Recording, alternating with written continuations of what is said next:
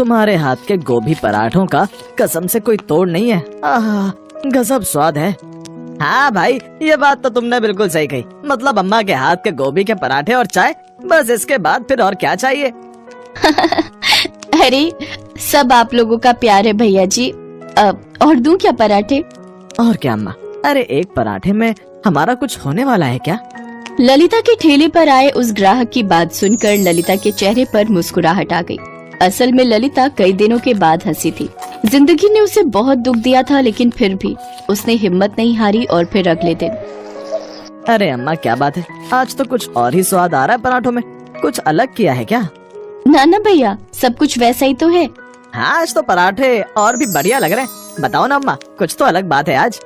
अरे कुछ नहीं भैया, ये जो पराठे आप लोग खा रहे हैं ना, ये बिल्कुल ताजी गोभी से बने हैं। आज सुबह ही अपने खेत से गोभी तोड़ कर लाई हूँ। तो ये बात है। सच है, ताजी सब्जी का स्वाद ही कुछ और होता है। देखो क्या गजब के लग रहे हैं पराठे। हाँ भैया, ये तो है। अच्छा अम्मा, चलते हैं। ये बताओ कितने पैसे हुए? आपके 4 पराठे हुए तो आप बस 80 रुपए दे दो। सही है अम्मा, केवल 80 रुपए में 2 लोगों के पेट और मन दोनों भर गए। और क्या चाहिए? ये लो आपके पैसे। ठीक है अम्मा, राम राम। राम राम भैया, राम राम। वो दोनों ललिता को नमस्ते करके आगे बढ़ गए। ललिता उन दोनों को जाते हुए देख रही थी। उन दोनों लड़कों को जाते हुए देखकर ललिता को अपने बेटों की याद आ गई। ललिता आज बिल्कुल अकेली थी, लेकिन कभी उसका भी भरा पूरा परिवार था। मगर एक सड़क हादसे में ललिता के पति और उसके दोनों जवान बेटों की मौत हो गई थी। तभी से ललिता अपना पेट पालने के लिए गोभी के पराठे बनाने लगी।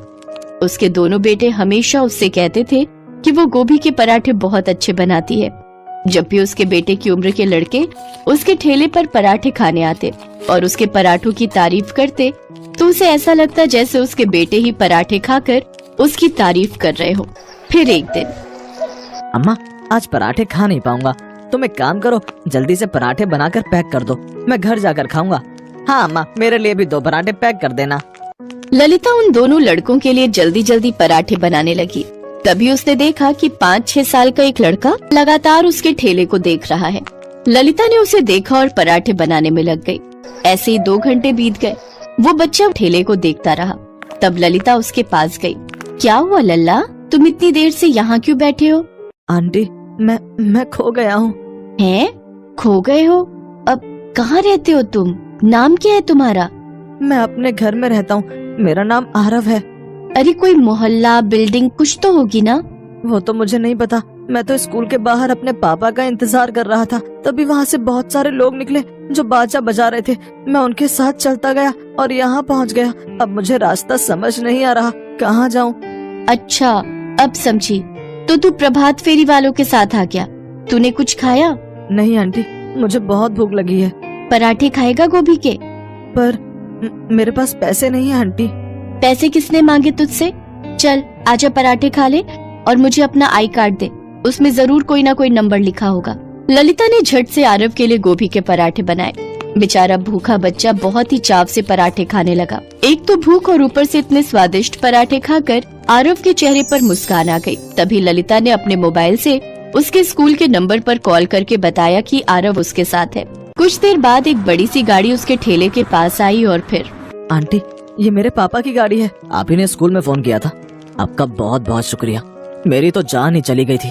बेटा आरव, चलो जल्दी से घर चलो, मम्मी ने तुम्हारे लिए बहुत बढ़िया खाना बना कर रखा है, तुम्हें भूख लगी होगी ना? नहीं पापा, आंटी ने मुझे बहुत ही टेस्टी गोभी के पराठे खिलाए हैं। अरे आपका एहसान कैसे चुकाऊं मैं? अब प्लीज मना मत कीजिएगा, ये कुछ पैसे हैं, आप रख लीजिए प्लीज। नहीं सेठ जी, मैं पैसे नहीं लूंगी, जब आप अगली बार पराठे खाने आएंगे तब दे देना। उस बच्चे का पिता ललिता के सामने हाथ जोड़कर वहाँ से चला गया। वो ललिता की ईमानदारी और उसका बड़प्पन देखकर बहुत खुश था। अगले दिन शाम को फिर से वही गाड़ी ललिता के ठेले के पास आकर रुकी। इस बार आरव के साथ उसके माता पिता दोनों थे। उन दोनों ने ललिता के ठेले पर जी भरकर गोभी के पराठे खाए। अब समझ में आया कि आपके ठेले पर इतनी भीड़ क्यों रहती है और आरव क्यों आपके पास आने की इतनी जिद कर रहा था। सच में आपके गोभी के पराठे तो बहुत ही बढ़िया हैं।